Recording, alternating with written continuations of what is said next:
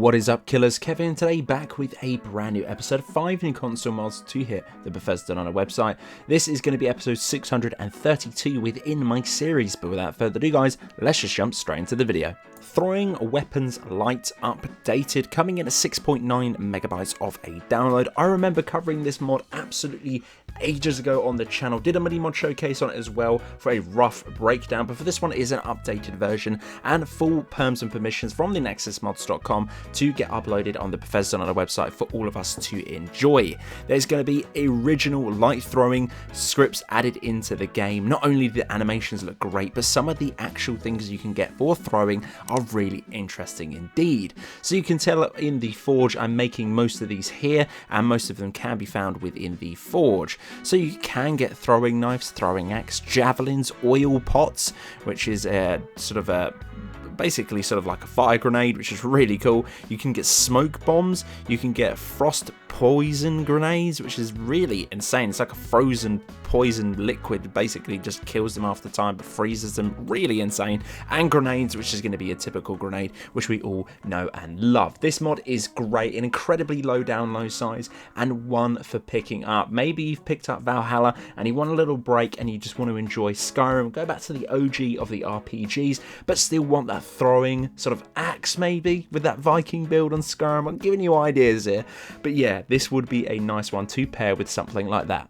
Master Neloth Follower, coming in at 11.4 kilobytes of a download. The description simply says, no description needed. I'm going to give you a little bit of a breakdown for this particular one for people who are not familiar with this particular NPC within the game. This one is found within the DLC, and he is an extremely overpowered master of magic, shall we say. This one, you don't need to do anything. You pretty much need to find him, skip the dialogue upon first greeting him, or if you've already talked to him, head on back and you can pretty much pick him up like any other follower. That option there is to basically follow you, is going to be available now for you guys to enjoy. I actually took this particular sort of NPC as a follower into combat, and wow, absolutely insane. If you want someone that absolutely destroys people, maybe you're playing sort of a melee character and want that sort of magical mage backup, must pick for this one. Not only is this character absolutely stubborn within the game, he's pretty quiet as a follower. So if you kind of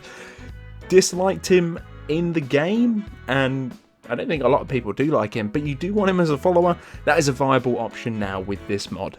IA92's Lady of Legends armor, coming in at 4.1 megabytes of a download.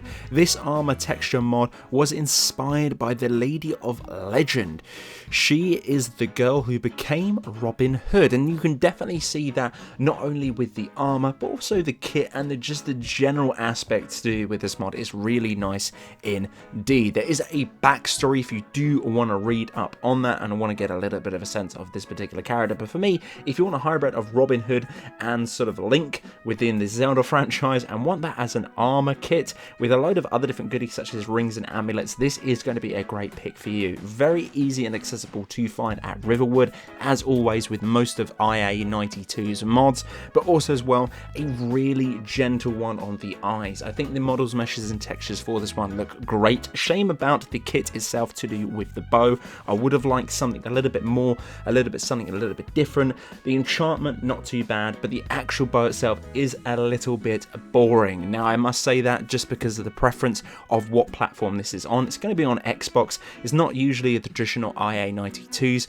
sort of mods where it is going to be on PlayStation and Xbox. This one is going to be on Xbox only. I do apologize, you can tell by the banner at the bottom left. So I was hoping for a little bit something a little bit more.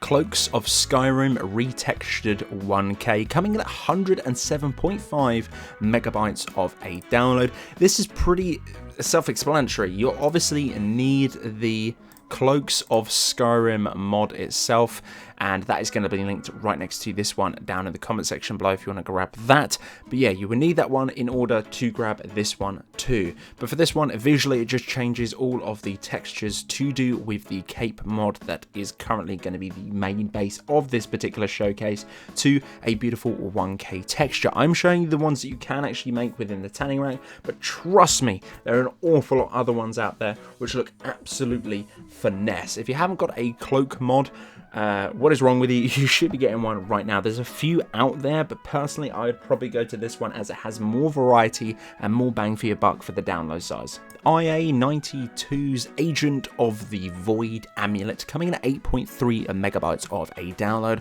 on all console platforms for all of us to enjoy. The amulet can protect the wearer in cloaks of darkness when outside during light time or daytime, protecting you from the sun. This is perfect for your vampire player and consistently working through your vampire stats without affecting it during the daytime. Not only do you get the amulet, which is very easy to grab, all it is going to be in the Hall of Dead within Whiterun, right next to the chest. Be careful because it is classed as ceiling if you are going to pick it up, but as well we do get a pretty interesting visual to do with this amulet. Now once I picked it up I was a little bit confused. I was like, hey, why isn't the effect taking place instantly? I'm wearing it, a little bit strange, but obviously you need to be out in the daylight for this one to work. Love the transition between it actually recognizing that. I think that's very interesting, and as well a little bit complicated with the scripts, but overall a pretty cool one if you're playing a vampire within your game. So guys, that's the end of this episode. This has been episode 633 within my series. Guys, if you did enjoy, I'd very much appreciate a like on the video. It does help me an awful lot. If you're new around it too, why not consider clicking that subscribe button? It's completely free, and right next to it as well there is going to be a bell icon. If you click that, apparently in some way, shape or form, you should be getting a notification for every single time I post a video like this to the channel. But guys, until the next one, this has been Killerkev here, and Killerkev out.